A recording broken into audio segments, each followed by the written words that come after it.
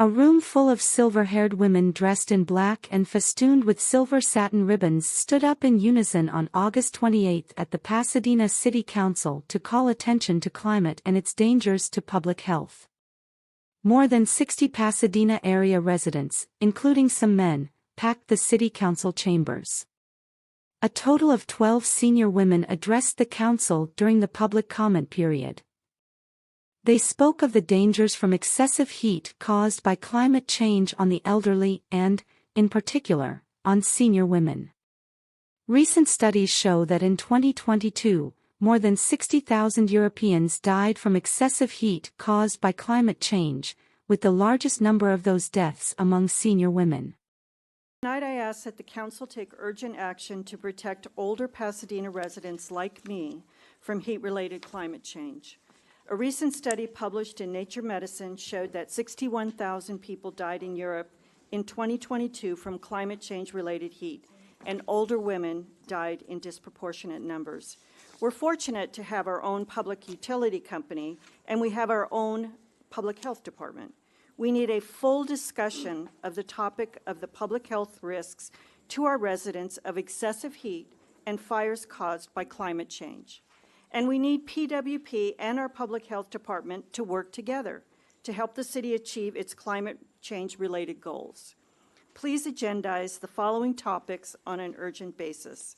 1, the expected temperature projections for Pasadena through 2045, including a report from our public health department.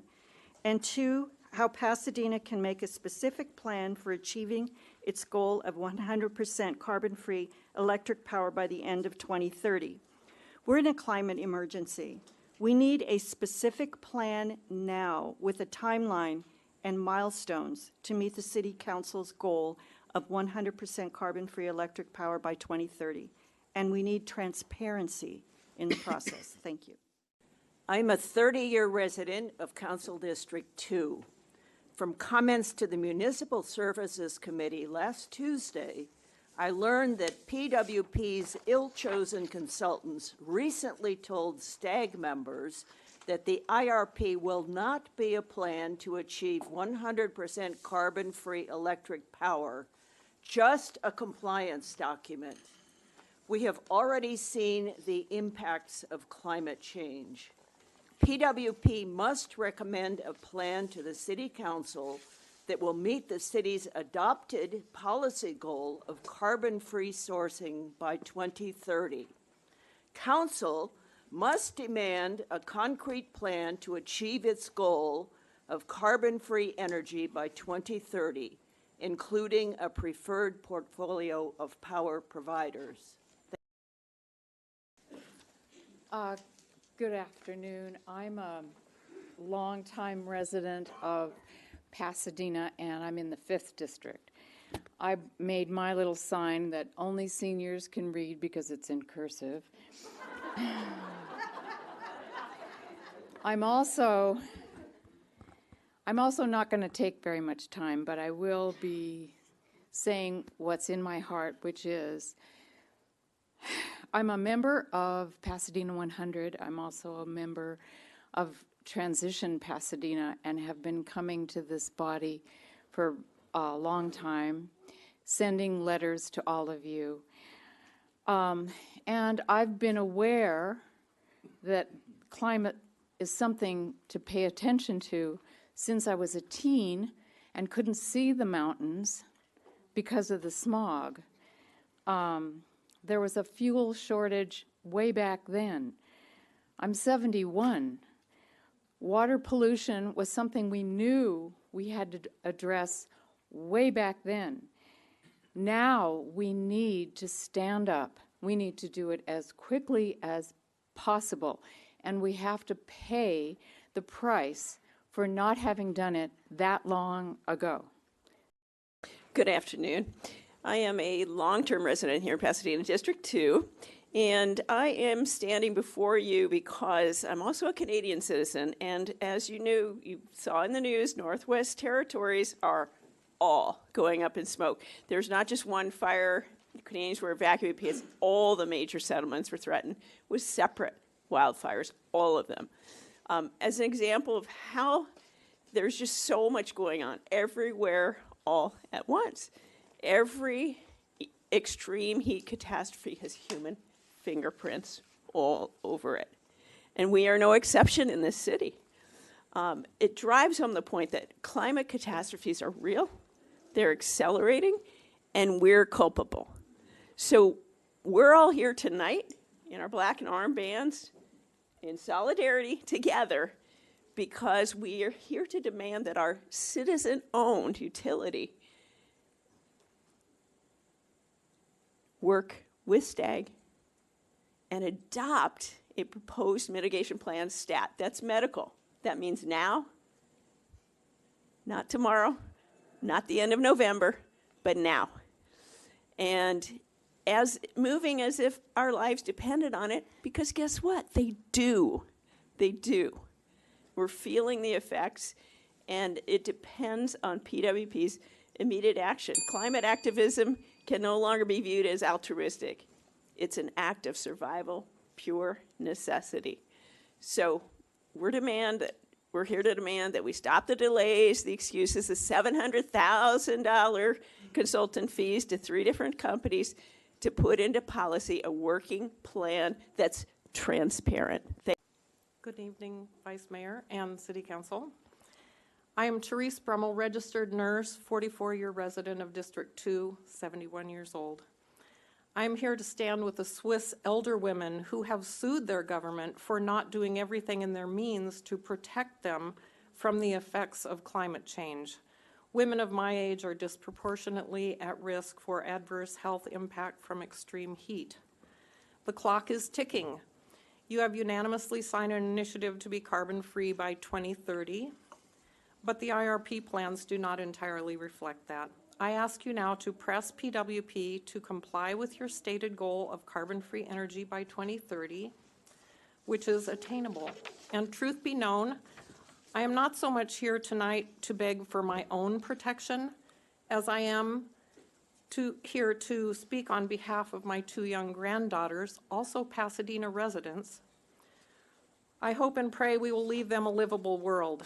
You have children and grandchildren and family who deserve the same. Now that Hurricane Hillary has passed through Pasadena, we might ask, will Pasadena be the next Lahaina? Thank you for doing all in your power to beat the clock. Council members, I am Nancy Rusaka, age 74, a 54-year resident of Pasadena and District 1, a 30-year AIDS survivor, alive despite an AIDS-related cancer in which the life-saving chemo damaged my lungs, and since then a woman with COPD. I'm also a lifelong environmentalist. I stand with the Swiss senior women suing the EU to end the use of CO2 producing coal and gas. As the amount of CO2 in the air increases, the amount of oxygen decreases, which makes it even harder for me to breathe. In 2008, as an early adopter of solar, I bought a SunPower system which used a positive ground. I have since learned that this prevents me from adding battery backup for the oxygen concentrator that is in my future. As a young woman concerned about the Earth's future, I made the choice not to have children in an effort to help slow population growth. Little did I realize that today my choice likely means that I will die alone. At the beginning of the station fire in 2009, winds were blowing from the north at 70 miles an hour. It eventually burned 250 square miles of the Angeles National Forest. Had those winds not died down, Pasadena could easily have looked like Lahaina. That was 14 years ago with 14 years less CO2. What we need now is the city manager to publicly declare a climate emergency and to direct staff to produce an IRP that will make Pasadena's utility carbon-free by 2030. Thank you. Thank you for the opportunity to speak to you today. My name is Dr. Jamie Scott, and I am a retired physician scientist. I was born here in Pasadena and grew up here, and then went off to Canada and returned as a retired person and live now in District 6. I came here before you today to emphasize, as others women have here too, the risk of health of climate change, especially to older women like me, And as you know of what's happened in Europe, that where 56%, there's 56% more heat-related deaths among women 60 years old and older than compared even to men of that age group. So we are extremely vulnerable, but so are others at risk in Pasadena, including those with pre-existing conditions, the economically disadvantaged, and the unhoused. So I would like to just urge you to please follow through with your commitment for PWP to generate its energy from 100% carbon-free sources by 2030, when I'll be 77 and hopefully alive. And in keeping with that commitment, though, I think that it's really important that you demand that the IRP, which is going to be the path forward, be something that you have time to actually review before it goes out to the state. Thank you very much. Hello, Council and Vice Mayor. A letter from Dr. Elizabeth Stern of Senior Women for Climate Protection in Switzerland. Dear courageous women in Pasadena, we are very happy to hear about you and the politically inspired climate work you are doing in Pasadena. For the city, whose job it is to protect its citizens, getting out of coal and gas is paramount for lowering greenhouse gas emissions, or at least not contributing further. We, Senior Women of Climate Protection, hope that your city council hears you and stops using coal and gas to make your electricity. Our climate complaint is now being discussed at the European Court of Human Rights in Strasbourg, France. We had our public hearing at the end of March and are waiting for the verdict. This will be the first time that the European Court for Human Rights has to decide whether indeed climate protection is a human right. Newspaper articles about our case have appeared around the world.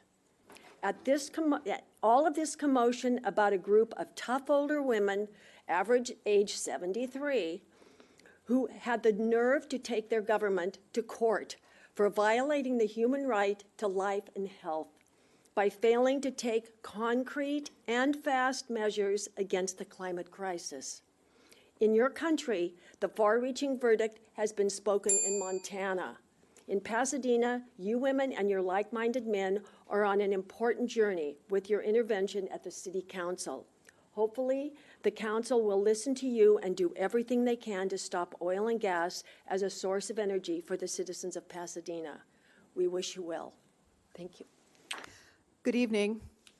I come to you because I'm reading a book now called The Bonobo Sisterhood by Diane Rosenfeld, who outlines the altruistic motivations of the bonobo, which is a smaller version of chimpanzee. I won't go into the science of it. However, they look out for each other.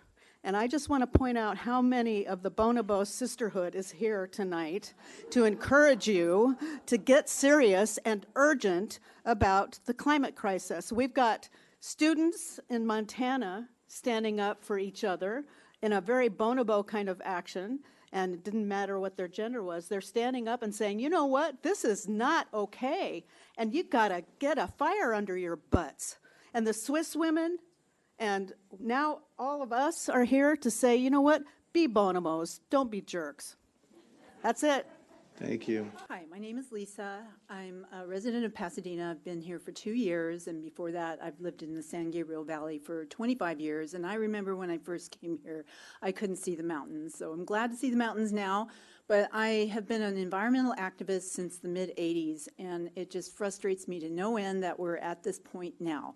Because I thought back in those days that I had a chance, that we had a chance to fix things and make everything better, but it didn't happen that way. It got worse. So I am here to implore you to do something now because we don't have time at all. And being in my mid-60s, I'm also a fitness professional, and I work with a lot of women in my age, and I feel like they're all suffering as I am. I can't go running now during these hot months. There's all kinds of issues that I see come up with women of our age. So I'm here in solidarity with all of them and hoping that this will make a difference. Thank you. Good evening, Vice Mayor and council members. I'm a voting resident of District 7 and a member of Pasadena 100. I am here with my sisters, and I ask them to rise now in solidarity. And I'd especially like us to recognize Professor Frances Arnold in the corner, Nobel Prize winner. We are honored by her presence today. We stand firm and we will not be ignored. Governments protect their people's right to safety and security. As elected officials, you recognized in January that the safety and security of Pasadenans were imperiled by using fossil fuels to generate electricity. You enacted a resolution that declared a climate emergency and directed PWP to use the IRP process to plan the transition to carbon-free electricity by 2030. PWP has to deliver.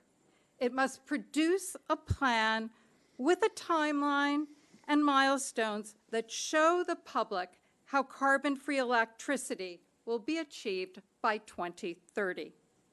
It cannot dismiss the IRP as simply a compliance document. We stand here as a most vulnerable group, yet with the strength that comes from recognizing that climate change unites all of us.